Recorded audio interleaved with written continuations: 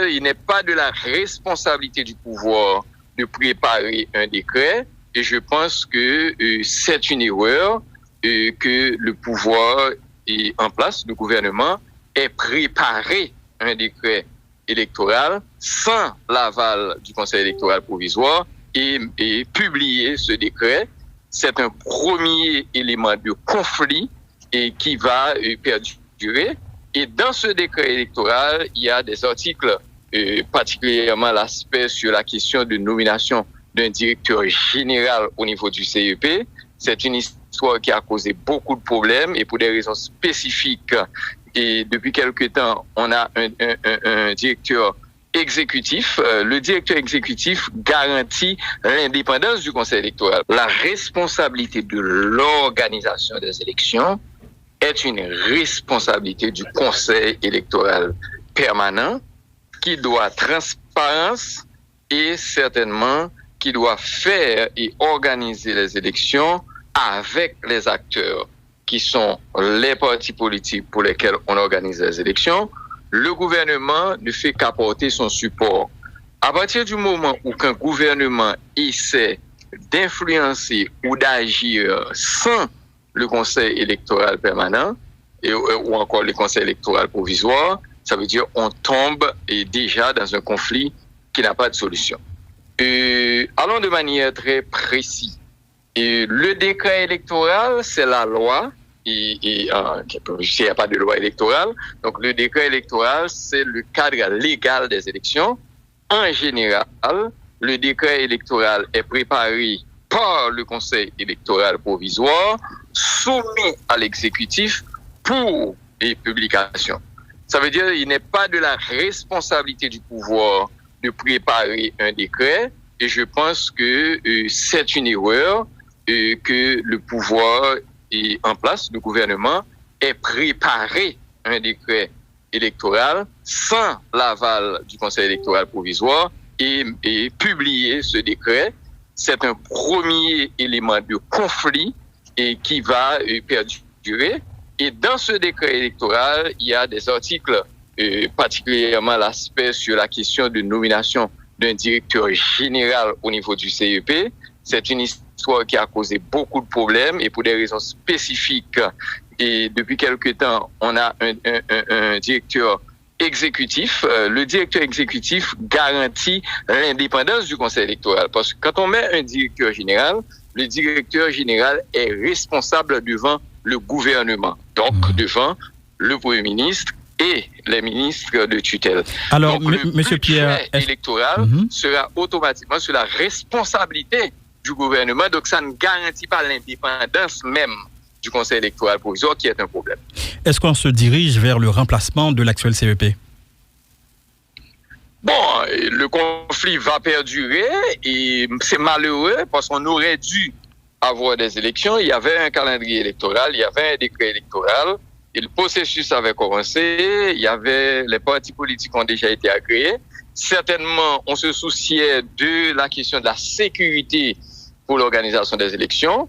Mais cette année, c'est déjà foutu. Ça veut dire avec cette guerre ouverte entre le CEP et le gouvernement et depuis quelque temps, et c'est certain, et le PDCH l'avait dit dès le début, éventuellement qu'on n'aura pas d'élection et qu'on va perdurer dans cette transition. Et c'est pas un bon signe. Que signifie cette action selon vous?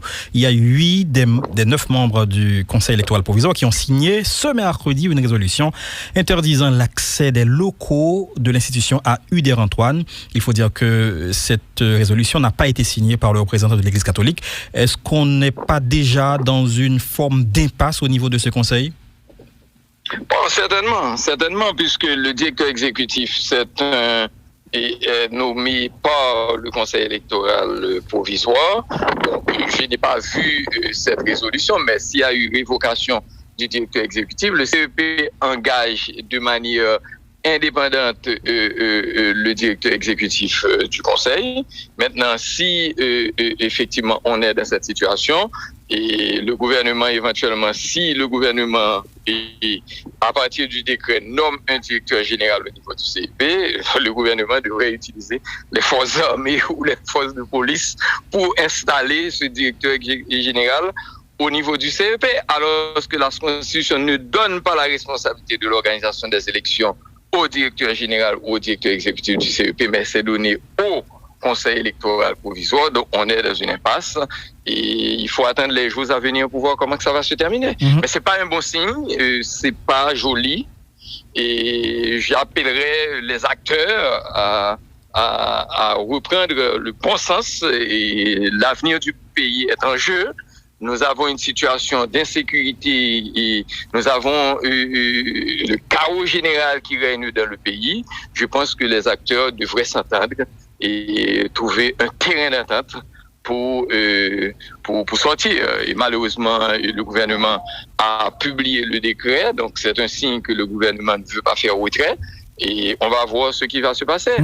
Mais nous, en tant qu'acteurs politiques, nous regardons avec beaucoup de tristesse ce qui se passe actuellement dans le pays. Alors, vous venez d'anticiper ma prochaine question. Alors, j'allais vous demander, en tant qu'acteur politique, en tant que dirigeant de parti politique, quelle devrait être pratiquement la réaction de la classe politique en ce moment, puisque les élections vont s'organiser justement pour la classe politique. Les élections doivent être organisées pour la classe politique. C'est les acteurs politiques qui participent aux élections. Et ce qui garantit des élections transparentes, ce qui garantit qu'on ait de bonnes élections, qui ne soient pas sous l'influence du gouvernement, c'est le Conseil électoral et provisoire et son indépendance. Il n'est pas de la responsabilité du pouvoir de préparer un décret. Et je pense que c'est une erreur que le pouvoir est en place, le gouvernement ait préparé un décret électoral sans l'aval du Conseil électoral provisoire et publié ce décret. C'est un premier élément de conflit et qui va perdurer. Et dans ce décret électoral, il y a des articles, particulièrement l'aspect sur la question de nomination d'un directeur général au niveau du CEP. C'est une histoire qui a causé beaucoup de problèmes et pour des raisons spécifiques. Et depuis quelque temps, on a un directeur exécutif. Le directeur exécutif garantit l'indépendance du Conseil électoral. La responsabilité de l'organisation des élections est une responsabilité du Conseil électoral permanent qui doit transparence et certainement qui doit faire et organiser les élections avec les acteurs qui sont les partis politiques pour lesquels on organise les élections. Le gouvernement ne fait qu'apporter son support. À partir du moment où un gouvernement essaie d'influencer ou d'agir sans le Conseil électoral permanent ou encore le Conseil électoral provisoire, ça veut dire qu'on tombe déjà dans un conflit qui n'a pas de solution. Allons de manière très précise. Le décret électoral, c'est la loi.